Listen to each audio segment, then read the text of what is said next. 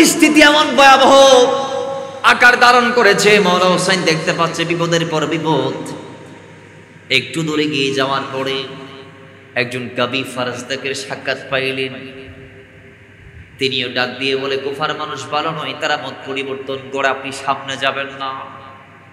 মাওলা হুসাইন আপনার আব্বা জান মাওলা আলী শের খুদা হায়দারে কাররার ফাতিহা হায়বার আলীউল মারদাদা আলী মুশকিল কুশা রাদিয়াল্লাহু তাআলা আনহুকে কুফার মানুষ আন্তরিকতা দেখিয়ে ভুলিয়ে বালিয়ে তারা নিয়ে গিয়েছে, কিন্তু হেফাজত করতে পারে নাই, গোলামি করতে পারে নাই।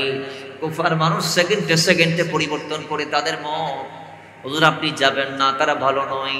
মাওলা হোসেন বলে, আমি যাব, আমার পথ রদ্দ করে লাভ নাই। আরেকটু সামনে গেলেন।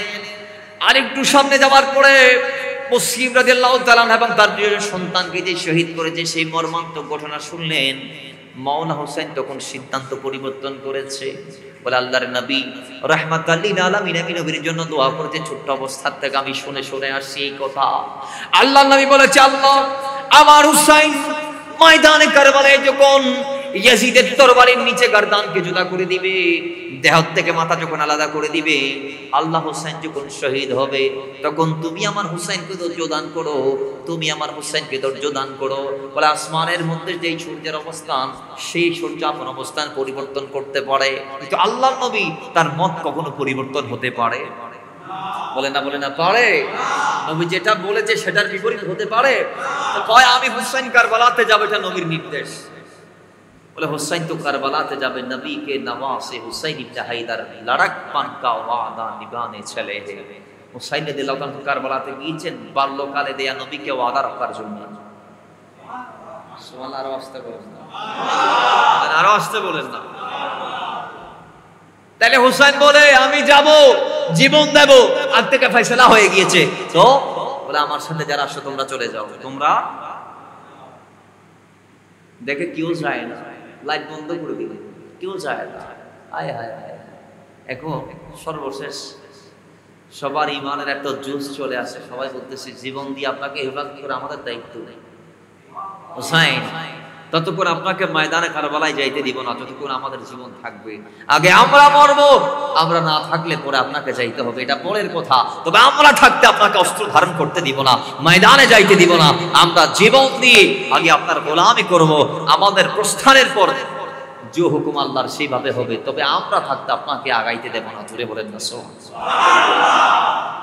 বাস যাইতে যাইতে ময়দানে কারবালা 9 মুহররম, যে হুসাইনের কারিমাইনের অন্যতম মাওলা হুসাইন রাদিয়াল্লাহু তাআলা যখন জীবন দিলেন কারবালার প্রান্তরে, ওনার শাহাদাতের দিন কিন্তু আসমানের সূর্যগ্রহণ হয়েছে। জোরে বলেন না সুবহানাল্লাহ।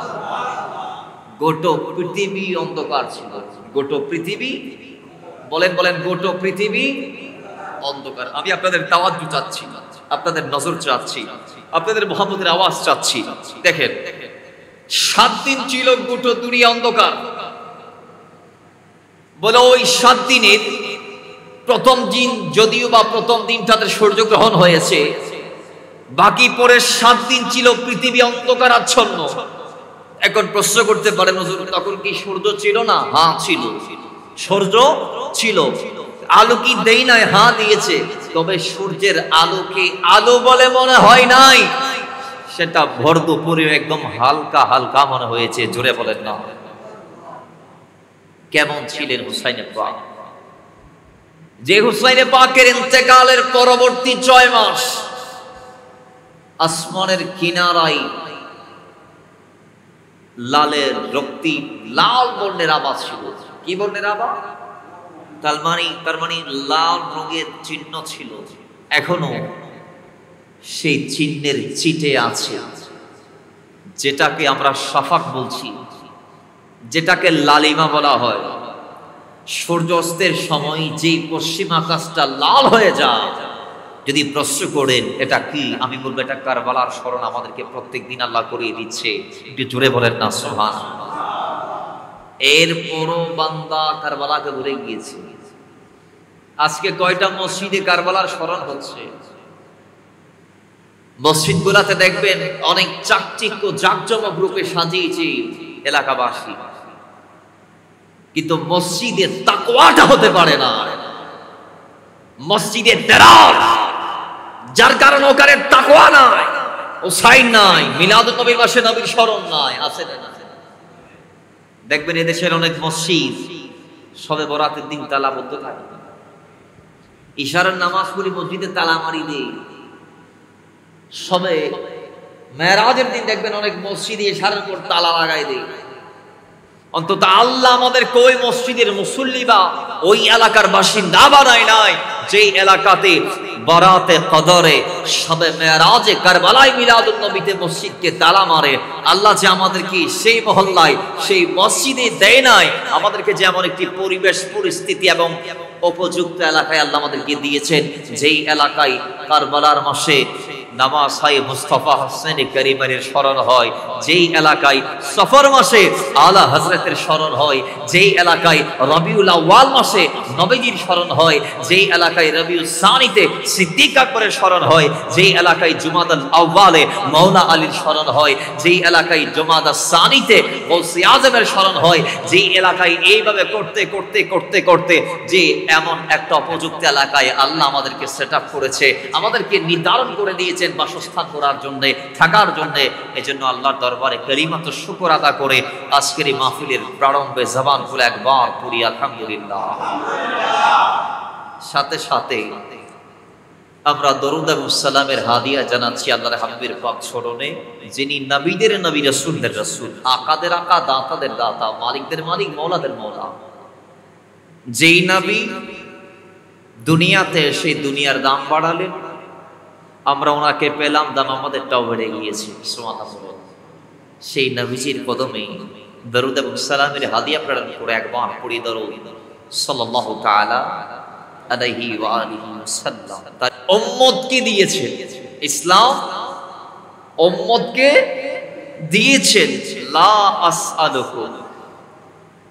এই ইসলাম দিতে গিয়ে যে মেহনত আপনি নবীর করতে হয়েছে, তার বিনিময় স্বরূপ আপনি নবী তাদের কাছ থেকে কিছু চাইবেন না।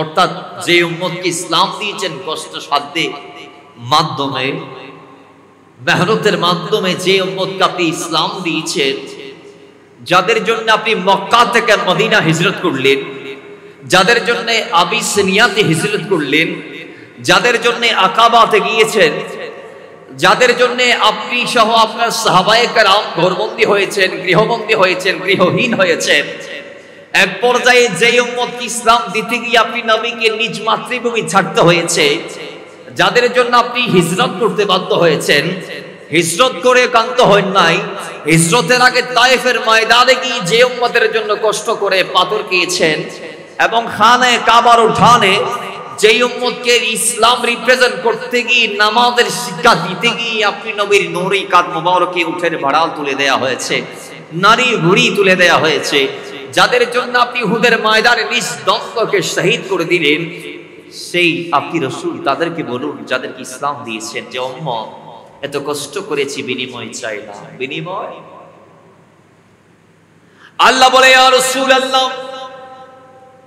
ইল্লা, তবে রাসূল আপনাকে একটা বিনিময় চাইতে হবে। ইয়া রাসূলুল্লাহ, একটা বিনিময় আপনাকে চাইতে হবে, সেটা আমি আল্লাহর নির্দেশ। আল্লাহ সেটা কি তুমি বলে দাও। আল্লাহ বলে ইল্লাল মাওয়াদ্দাতা ফিল কুরবা। জুড়ে বলেন সুবহান। রাসূল যাদের জন্য এত কষ্ট করলেন, সেই উম্মতরা যেন আপনি নবীর আহলে বাইতের ভিতর যারা মুকাররব করিম যারা আছে, আপনার পর্বতে যারা আছে, ইল্লাল মাওয়াদ্দাতা ফিল কুরবা, কুরবার ভিতর যারা আছে, করিবের ভিতর যারা আছে, নিকটের ভিতর যারা আছে, আপনার উম্মতদেরকে বলে দিন উম্মতরা যেন ওই আহলে বাইতদেরকে ভালোবাসে। জুড়ে বলেন সুবহানাল্লাহ। আয়াত নাজিল হয়েছে। এই আয়াত এমন একটি আয়াত, মাথায় রাখবেন, এটা নাজিল হওয়ার সাথে সাথে নবীর পূর্বতে যারা আছে তাদেরকে ভালোবাসা উম্মতের জন্য ওয়াজিব হয়ে গিয়েছে। সুবহানাল্লাহ। আরো আসতে বলেন, আরো জোরে বলেন। হযরত ইমাম সুয়ুতি তাফসীর দুর মানসুরের মধ্যে এনেছেন, বিশেষ করে ইবনে হাজার মাকি আলাইহি রাহমাহ সবাইকে মুহাররাকার মধ্যে এনেছেন, ইমাম জিরকানি শারহে মাওয়াহিবুল্লাহ দুনিয়ার মধ্যে এনেছেন এই হাদিসে পাকটি যে সূরা শূরার 35 নং আয়াত, অর্থাৎ কুল লা আসআলুকুম আলাইহি আজরান ইল্লাল মাওয়াদ্দাতা ফিল কুরবা, এই আয়াত যখন নাজিল হয়েছে সঙ্গে সঙ্গে আহলে বাইতকে ভালোবাসা উম্মতের জন্য ওয়াজিব। এখন নবীজির চাচাতো ভাই, তিনিও তো নবীর আত্মীয়, ঠিক কি না? নবীজির চাচাতো ভাই নাম ছিল হযরত আব্দুল্লাহ, যার আব্বা জানের নাম ছিল হযরত আব্বাস রাদিয়াল্লাহু তাআলা। সেই হযরত আব্দুল্লাহ ইবনে আব্বাস যিনি আবাদালায়ে সালাসার অন্যতম, যিনি তাফসীর ইবনে আব্বাসের রাইটার, লেখক, সেই হযরত আব্দুল্লাহ ইবনে আব্বাস তিনি আল্লাহর হাবিবের কদমে গেলেন নবীজির থেকে জানতে চাওয়ার জন্য। যেহেতু আল্লাহর হাবিবের কদমে নির্দেশ এসেছে, আল্লাহ নিজে বলেছেন রাসূল আপনার উম্মতের উপর ওয়াজিব করে দিলাম উম্মতরা যেন আপনার করিবে যারা আছে, ঘরওয়ালা যারা আপনার আত্মীয় যারা উম্মতরা যেন তাদেরকে ভালোবাসে। এখন হযরত আব্দুল্লাহ ইবনে আব্বাস তো আমার নবীর আত্মীয়, হযরত আব্দুল্লাহ ইবনে আব্বাস নবীর চাচতো ভাই। বাবারা আমার, হযরত আব্দুল্লাহ নবীর কদমে গেলেন, জানতে চাইলেন ইয়া রাসূলুল্লাহ, ও নবী আপনার নিকটে কে কে আছে যাদেরকে ভালোবাসা উম্মতের জন্য আল্লাহ ওয়াজিব করে দিয়েছেন, তারা কারা কারা আমরা জানতে চাই। তাদের পরিচয়টা আপনি রাসূল দিয়ে দেন। সঙ্গে সঙ্গে আল্লাহ নবী ডাক দিয়ে বলে ক্বালা আলিয়ুন ওয়া ফাতেমা, জোরে বলেন সুবহানাল্লাহ। যাদেরকে ভালোবাসা আল্লাহ ওয়াজিব করে দিয়েছে তারা হচ্ছে আলী এবং ফাতেমা, এবং তাদের দুইটা সন্তান, একটার নাম হাসান আর একটার নাম হুসাইন। আমার ভাই আব্দুল্লাহ ইবনে আব্বাস, শুনো শুনো, এদেরকে ভালোবাসা আমার আল্লাহ উম্মতের জন্য ওয়াজিব করে দিয়েছে। জোরে বলি সুবহানাল্লাহ। তাহলে বোঝা গেল আহলে বাইতকে ভালোবাসা আমাদের জন্য কি? বলেন আমাদের জন্য ভালোবাসলে লাভটা কি? আমরা একটু শর্টকাট করে করে বলি। দেখেন রাসূল আরবী সাল্লাল্লাহু আলাইহি ওয়াসাল্লাম ইরশাদ করেছেন, হযরত আবু সাঈদ খুদরি বর্ণনা করছেন এই হাদিস কানা। এটা ইবনে হাজার মাক্কি আলাইহি রাহমা সবাইকে মুহরাকার মধ্যে করেছেন, বিশেষ করে আল মুস্তাদরাকের মধ্যে আসে হাদিস কানা। আল্লাহ নবী বলছেন, ওয়াল্লাযী নাফসি বিয়াদিহি লা ইয়াবগাদুনা আহলা বাইতি আহাদুন ইল্লা আদখালাহুল্লাহুন নার। আল্লাহর হাবিব বলছে, ওয়াল্লাযী নাফসি বিয়াদিহি, ওই জাতে পাকের শপথ যার কুদরতি হাতে আমি নবীজির প্রাণ রয়েছে। জোরে বলেন না সুবহানাল্লাহ। তার মানে আল্লাহর কসম। তার মানে কি? আল্লাহর কসম। আমি নবী বলছি, লা ইয়াবগাদুনা আহলা বাইতি আহাদুন ইল্লা দাখালাহুল্লাহুন নার। ততক্ষণ পর্যন্ত কেউ জান্নাতে যেতে পারবে না যতক্ষণ পর্যন্ত কারো অন্তরে সামান্যতম আহলে বাইতের প্রতি বিদ্বেষ থাকবে। অর্থাৎ আহলে বাইতের প্রতি বিদ্বেষকারী বা বিদ্বেষ পোষণকারী সেনাতে অথবা আমাল বিলার কান্দারা যেভাবে হোক অন্তর থেকে মুখে কথায় কাজে কেউ যদি আহলে বাইতের বিরুদ্ধে যায় বা তাদের প্রতি সামান্যতম বা ন্যূনতম যদি শত্রুতা করে বা বিদ্বেষপূর্ণ মনোভাব রাখে, রাসূল বলে সে জাহান্নামে যাবে, জান্নাত তার উপর হারাম। জোরে বলেন নাউজুবিল্লাহ। আরো জোরে বলেন।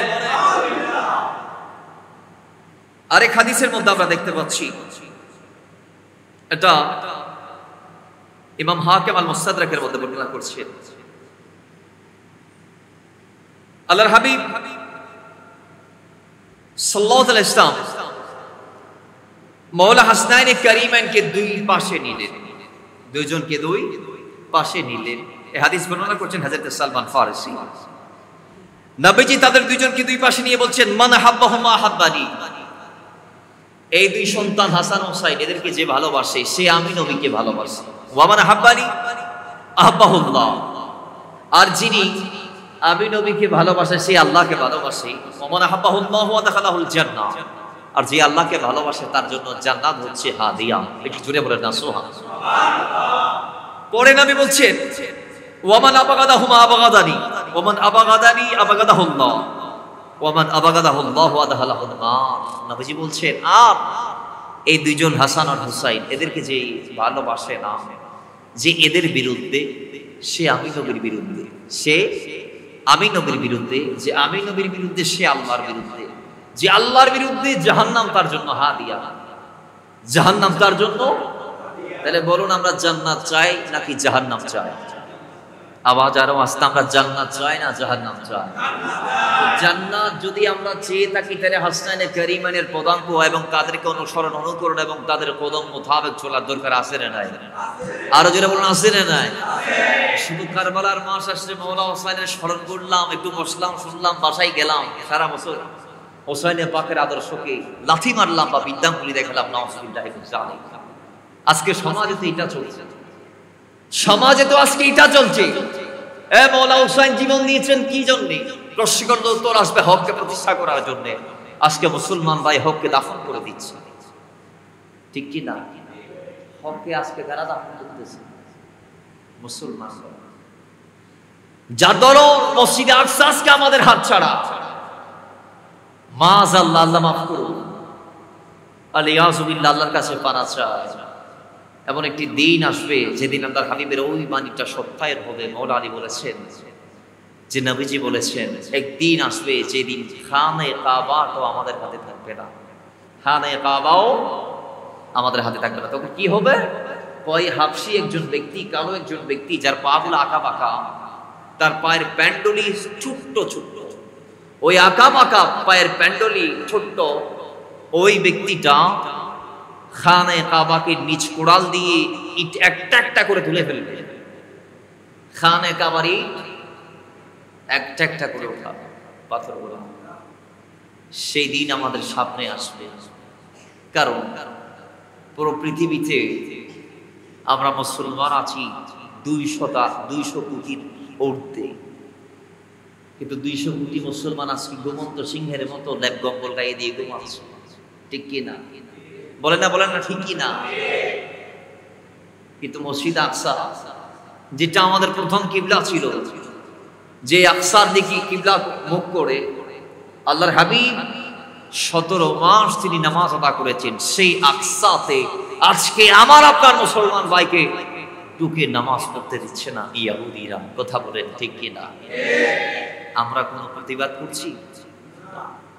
বাবা, আমাদের হাজার লোকের প্রতিবাদ এক পাল্লায় দিলে আমাদের দেশের যারা নীতি নির্ধারক আছে, তাদের একজনের আওয়াজকে যদি এক পাল্লায় দেয়া হয়, তাদের আওয়াজ আমাদের 1000-এর আওয়াজের চাইতে বেশি ভারী হবে। আর আমাদের দেশের 1000 ওইরকম ভারী ব্যক্তিদের আওয়াজকে যদি এক পাল্লায় দেওয়া হয়, আর একটা দেশের রাষ্ট্রপ্রধান বা সরকার প্রধানকে যদি এক পাল্লায় দেওয়া হয়, তার আওয়াজ ভারী হবে। আজকে দেখা গিয়েছে বিশ্বে এত মুসলমান দেশ থাকতেও মুসলিম নেতারা এগিয়ে আসছে না, মুসলিম কয়েকজন ছাড়া। কথা বলেন, ঠিক কিনা? আল্লাহ আমাদেরকে জেগেটার তৌফিক দান করুন। আরো জোরে বলেন, আরো জোরে বলেন। বাবারা আমার, সেই মওলা হাসনানী কারিমানের ব্যাপারে আল্লাহ নবী ডাক দিয়ে বলেন, আল্লামা ইউসুফ নবহানী আলাইহির রহমান আশরাফুল মুহাব্বত কিতাবের মধ্যে 92 নং পৃষ্ঠার মধ্যে নোট করেছেন ইমাম তাবরানী ও হাকিম তাদের নিজ নিজ গ্রন্থের মধ্যে বর্ণনা করেছেন। হযরত ইবনে আব্বাস রাদিয়াল্লাহু তাআলা অর্থাৎ হযরত আব্দুল্লাহ বর্ণনা করেছেন হাদিস কানা। আল্লাহ নবী ডাক দিয়ে বলে, বলো আন্না রাজুলান সাইদা বাইনা রুকনি ওয়াল মাকামি ফাসাল্লা ওয়া সামা থুম্মা মাতা ওয়া হুয়া মুকিদুন লিআহলি বাইতি মুহাম্মাদিন সাল্লাল্লাহু আলাইহি ওয়াসাল্লাম দাখালান নার। আল্লাহ নবী ডাক দিয়ে বলে, শোনো শোনো শোনো শোনো শোনো শোনো, ওই যে খানায়ে কাবা তোমরা দেখতে পাচ্ছ, হাদিসে পাকের মধ্যে আসছে যে খানায়ে কাবার ভিতরে 24 ঘন্টা 120টি রহমত আল্লাহ পাক নাজিল করে দিচ্ছে। ওই কাবার ভিতরে যে স্থানে দোয়া করবেন দোয়া কবুল, মিজাব রহমতের পারে দাঁড়িয়ে দোয়া করলে দোয়া কবুল। এই রাসূল পাকের দয়া অনেক নিশান এখনো কাবার চারপাশে আছে। কাবার দিকে নামাজের অবস্থায় তাকাইলো 60টি সওয়াব, দোয়া কবুল। নামাজ শেষে হাত উঠাইলে দোয়া কবুল। আপনার যেদিকে যাবেন মাকাম ইব্রাহিম থেকে শুরু করে যেই দিকে গিয়ে দোয়া করবেন দোয়া কবুল। আল্লাহ নবী ডাক দিয়ে বলে, ওরকম মকবুল স্থান খানে কাবার উঠানে কেউ যদি রুকনে ইয়ামানি এবং মাকামে ইব্রাহিমের মাঝখানে দাঁড়িয়ে নামাজ আর রোজা আদায় করতে করতে যদি কেউ মারা যায়, ওই অবস্থায় মারা যাওয়ার সময় যদি তার অন্তরের মধ্যে আহলে বাইতের প্রতি যাররা পরিমাণ বিদ্বেষ থাকে, শত্রুতা থাকে, তাহলে আমি রাসূল গ্যারান্টি দিলাম, শোনো শোনো উম্মত, ওই ব্যক্তি কোনদিন আল্লাহর জান্নাতে যাইতে পারবে না। জোরে বলেন নাউজুবিল্লাহ। কোথায়? খানে কাবার ওখানে রোকন এবং মাকাম ইব্রাহিম, এই দুইয়ের মাঝখানে যদি কেউ দাঁড়িয়ে সালাত আর সিয়াম, নামাজ আর রোজা আদায় করতে করতে যদি মারা যায়, ওয়া হুয়া মুবগিদুন লি আহলি বাইতি মুহাম্মদ সাল্লাল্লাহু আলাইহি ওয়াসাল্লাম, তার অন্তরে যদি আহলে বাইতের ভালোবাসা না থাকে, সে যদি মাওলা আলীর বিপক্ষের মানুষ হয়, সে যদি মা ফাতেমার বিপক্ষের মানুষ হয়, সে যদি হাসনানি করিমানির বিরোধী হয়, নবী বলে তার নামাজ আর রোজা তাকে জান্নাত দিতে পারবে না, সে জাহান্নামী। একটু জোরে বলেন না নাউজুবিল্লাহ।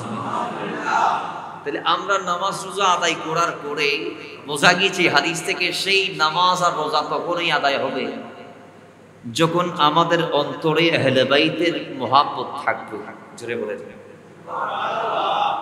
আর যদি বিদ্বেষ থাকে, তাহলে নামাজ রোজা ঘরে বা মসজিদে নয়, খানে কাবার ওখানেও যদি আদায় করতে করতে মারা যান, কোনো লাভ আছে? বলে না লাভ আছে? হযরত আল্লাহর হাবিবের সাহাবী হযরত জাবের রাদিয়াল্লাহু তাআলা বর্ণনা করছেন এই হাদিসটি। ইমাম তিরমিজি শরীফের মধ্যে বর্ণনা করছেন হাদিসটা। মিশকাতুল মাসাবির 568 পৃষ্ঠার মধ্যে আসছে। নবী এই আহলে বাইতের ব্যাপারে আমাদেরকে কি বলেছেন? আমার নবীর জানা আছে এমন একটি জামানা আসবে, যেই জামানায় উম্মত ঘরের থেকে ঈমান নিয়ে বেরোবে, সন্ধ্যায় ঈমান হারা হয়ে বাসায় ফেরত যাবে, যেটা আজকের দিন আমি মনে করছি। নবীজি 1450 বছর আগে বলে দিয়েছেন, উম্মত ওই সময় ঈমান ভেতরে রাখা এত দুষ্কর হবে, জ্বলন্ত একটা আগুনের কয়লা হাতে নিলে পারা যাবে মোটামুটি, কিন্তু ঈমান ভিতরে রাখা, ওই জ্বলন্ত কাঠের কয়লা, জ্বলন্ত আগুনের কয়লা হাতে রাখার চেয়ে বেশি দুষ্কর হবে ঈমানটা কলবে রাখা। একটু জুড়ে বলেন না নাউজুবিল্লাহ। নবী বলছে, কিন্তু আমি তোমাদেরকে দুটা ঠিকানা দিচ্ছি। দুই হাদিসে ভিন্ন ভিন্ন ভাবে তিনটা ঠিকানার কথা আসছে। কিভাবে? নবী বলেছেন, এই হাদিসটা রাবি হযরত জাবের রাদিয়াল্লাহু তাআলা তিনি বলছেন, রাআইতু রাসূলুল্লাহ সাল্লাল্লাহু আলাইহি ওয়াসাল্লাম, আমি আল্লাহর হাবিবকে দেখেছি, ফি হাজ্জাতিহি ইয়াউম আরাফা ওয়া হুয়া আলা নাকাতিহিল কাসওয়া ইয়াখতুবু ফাসামি'তুহু ইয়াকুলু ইয়া আইয়ুহান নাস ইন্নী ক্বাদ তারাকতু ফীকুম মা ইন আহসাতুম বিহি লান তাদিল্লু কিতাবাল্লাহ ওয়া ইতারাতি আহলে বাইতি। আল্লাহর নবী ডাক দিয়ে বলছো, এমন একটি দিন আসবে, যেই দিন যদি তোমাদের ঈমানকে তোমরা হেফাজত করতে চাও, সেদিন তোমাদের দুটো জিনিসের বড়ই প্রয়োজন হবে। সেই দুটো জিনিসকে যদি তোমরা আঁকড়ে ধরতে পারো, তাহলে কোনো শয়তান তোমাদের ঈমানটাকে তোমাদের থেকে খারিজ করতে পারবে না, জুতা করতে পারবে না, কিংবা ঈমান থেকে তোমাদেরকে ধরে রাখতে পারবে না, কিংবা ঈমান তোমাদেরকে কেউ হরণ করে নিয়ে যাইতে পারবে না তোমাদেরটা। রাসূল ডাক দিয়ে বলেন, তোর মধ্যে একটা হচ্ছে কিতাব আল্লাহ, আল্লাহর কিতাব যেটাকে আমরা কোরআন বলছি, আর একটা হচ্ছে ওয়াইতারাতি আহলে বাইতি, আমি নবীর আহলে বাইত। একটু জোরে বলেন না সুবহানাল্লাহ। নবী বলে, তাদেরকে আঁকড়ে ধরলে তোমরা ঈমান হারা হবে না। আরেক হাদিসে আসছে কিতাব অর্থাৎ কোরআন, আরেকটা হচ্ছে নবীর সুন্নাহ, আরেকটা হচ্ছে নবীর সুন্নাহ। এটাও আমাদের ভিতর আছে। আমরা সুন্নাহর অনুসারী বিদায় আমাদেরকে সুন্নি বলা হয়, ঠিক কি না? আমাদের দেশে কিন্তু কিছু আছে আহলে হাদিস, কিছু আছে আহলে, যারা হাদিসের অনুসারী। আহলে হাদিস কাকে বলে জিজ্ঞেস করলে অনেকে পারবে না। আহলে হাদিস বলা হয় যারা হাদিসের পরিবার, যারা হাদিস যাচাই বাছাই করে উসুল হাদিসের কোষ্ঠী পাথর দিয়ে, যাদের কাছে সিনামূর্তি হাদিসে পাকের উপর দখল আছে, তাদেরকে বলা হয় হাদিসের পরিবার বা আহলে হাদিস। আর তারা বলে আমরা হাদিসের অনুসারী বিদায় আহলে হাদিস। কথার কাছে কি মিল আছে? বলে না মিল আছে? তাদেরকে যদি বলা হয় হাদিস মেনে চলবা, কয় হ্যাঁ। আমরা তো বারংবার তাদেরকে চ্যালেঞ্জও দিয়েছি যে একটা হাদিস দেখান। আল্লাহ নবী বলেছেন তোমরা আমার হাদিস মেনে চলে, আলাইকুম বিহাদিসি। একটা হাদিসে দেখাতে আমাদের পক্ষ থেকে বারংবার বলা হয়েছে যে একটা হাদিস দেখাও। নবী বলেছে আমার হাদিস মেনে চলবা। এখন আপনারা বলবেন আল্লাহ নবী কি হাদিস মানতে বলে নাই? হ্যাঁ মানতে বলেছে। কোনগুলা? নবী বলেছেন আমার সুন্নাহ। জোরে বলেন না সুবহানাল্লাহ।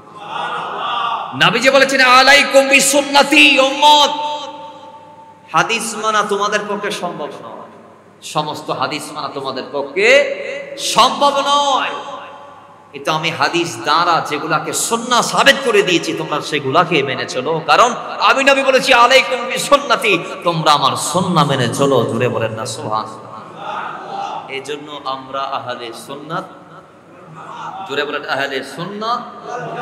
আল্লাহ বুঝার তৌফিক দান করুন, আমিন। পড়েন মুহাব্বতে দরুদ পড়ে আল্লাহুম্মা সাল্লি মাওলানা মুহাম্মাদ ওয়া আলা আলি সাইয়্যিদিনা। বাবার আমার এই আহলে বাইতের ব্যাপারে শেষ বর্ণনা হযরত ইমাম ইবনে আহমদ ইবনে হাম্বল রাদিয়াল্লাহু তাআলা শিয়া মুসনাদের মধ্যে বর্ণনা করছেন। হযরত আবু যর রাদিয়াল্লাহু তাআলা থেকে riwayat হাদিস, তিনি বলেন ইন্নাহু ক্বাল, তিনি বলছেন ওয়া হুয়া আখিযুন বিবাবিল কাবা, তিনি কাবা শরীফ ধরে বলছেন, কাবার গিলাফ ধরে বলছেন যে সামিউতুন নবী সাল্লাল্লাহু তাআলা আলাইহি ওয়াসাল্লাম, আল্লাহ নবীকে বলতে আমি আবু যর শুনেছি, আলা ইন্না মিসলা আহলি বাইতি ফিকুম মিসলু সাফিনাতি নূহিন। নবী বলেছেন আমার আহলে বাইতের উদাহরণ হচ্ছে নূহ আলাইহিস সালাতু ওয়াস সালামের সাফিনার মতো। আমরা বলি জামিয়াকে সাফিনায়ে নূহ, ঠিক কি না?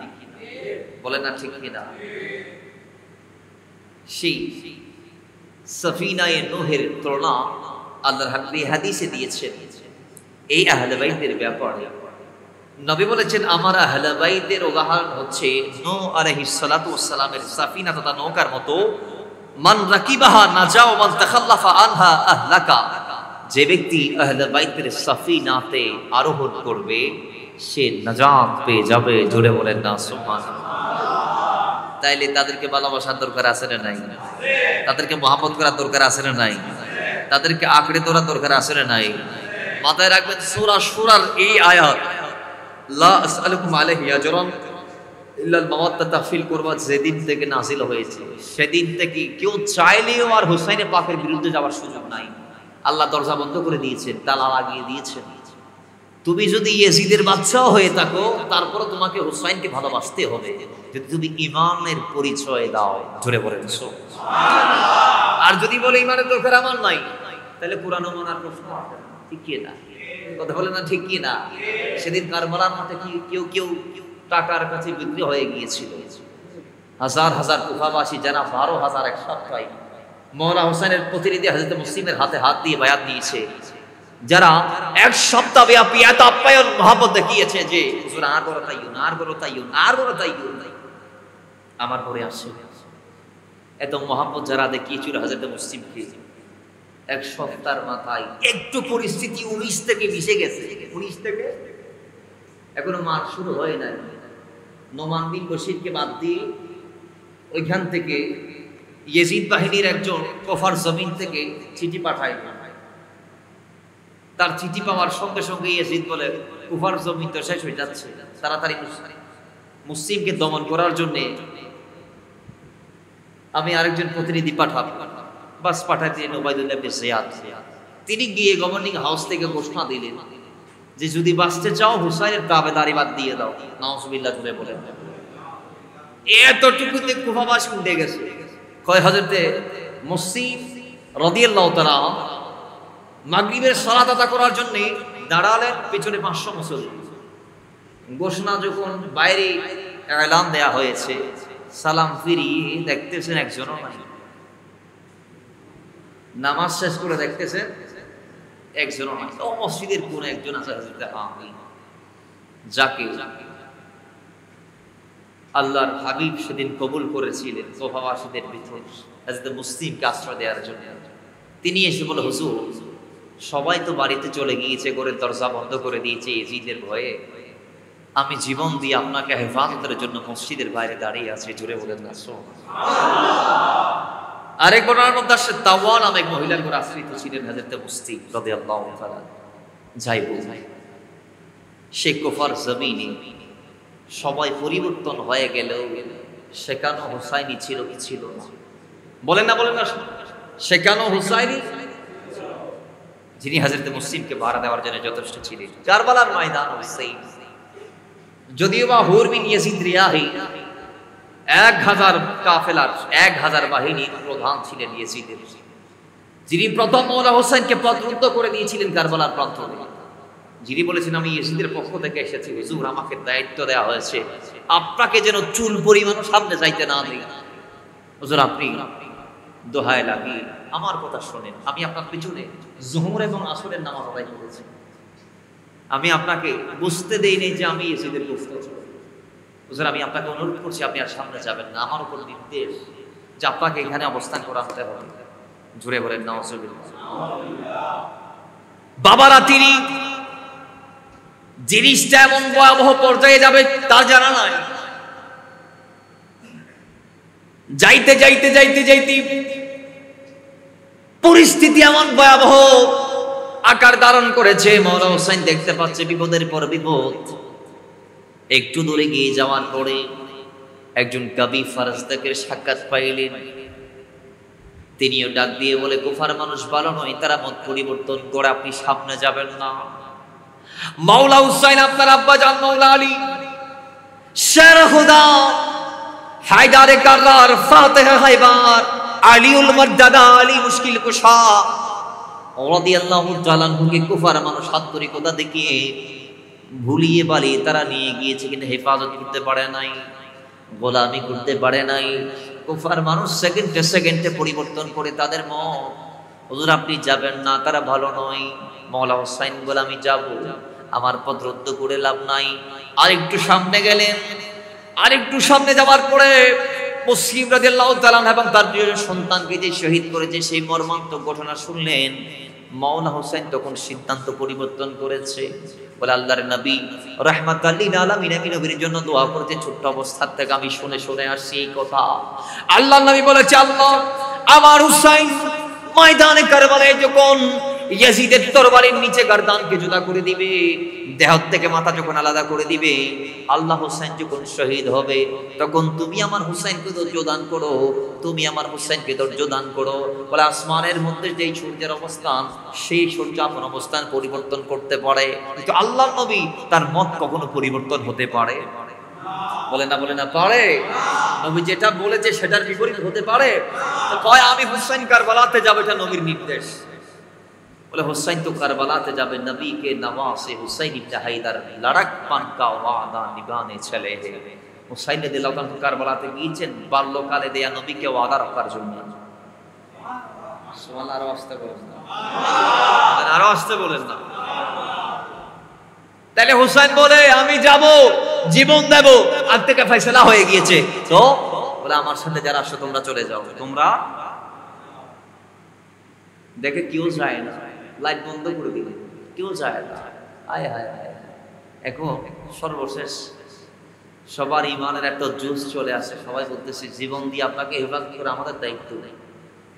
হুসাইন ততক্ষণ আপনাকে ময়দানে কারবালায় যাইতে দিব না যতক্ষণ আমাদের জীবন থাকবে, আগে আমরা মরবো, আমরা না থাকলে পরে আপনাকে যাইতে হবে, এটা পরের কথা। তবে আমরা থাকতে আপনাকে অস্ত্র ধারণ করতে দিব না, ময়দানে যাইতে দিব না, আমরা জীবন দিয়ে আগে আপনার গোলামি করব, আমাদের প্রস্থানের পর যে হুকুম আল্লাহর সেইভাবে হবে, তবে আমরা থাকতে আপনাকে আগাইতে দেব না। জুড়ে বলেন না সুবহানাল্লাহ। বাস যাইতে যাইতে ময়দানে কারবালা 9 মুহররম ইয়াজিদের বাহিনী আমর ইবনে সাদকে 4000 সৈন্য দিয়ে প্রেরণ করলেন কারবালায়। সব মিলিয়ে আমরা জানি ইয়াজিদের বাহিনীতে 32000 সৈন্য ছিল। কয় হাজার?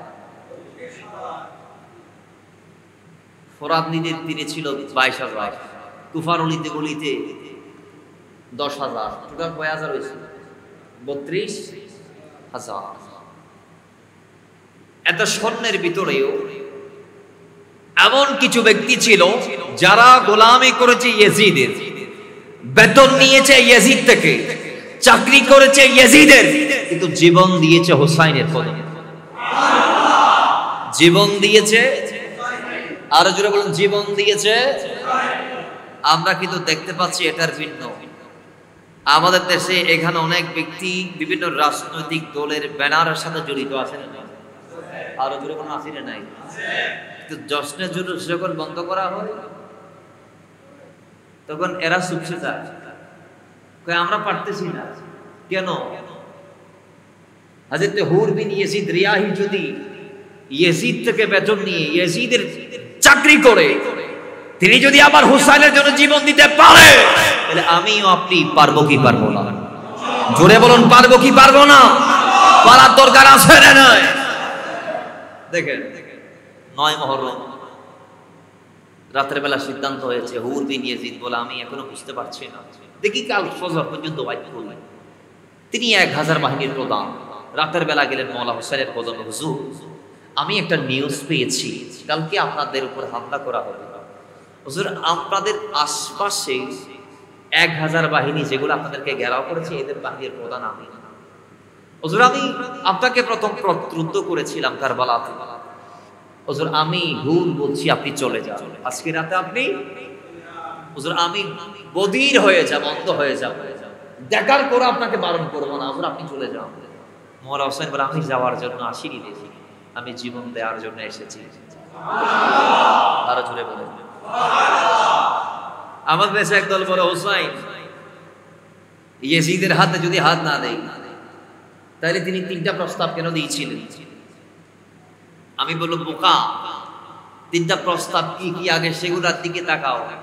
3টা প্রস্তাবের একটা ছিল ইয়াজিদের সাথে সন্ধি করা। জায়েজ আছে না নাই? রাসূল পাক কুরাইশ কাফেরদের সাথে সন্ধি করেছে 6ষ্ঠ হিজরিতে, যেটাকে আমরা হুদাইবিয়ার সন্ধি বলি। কোরআনুল কারীমে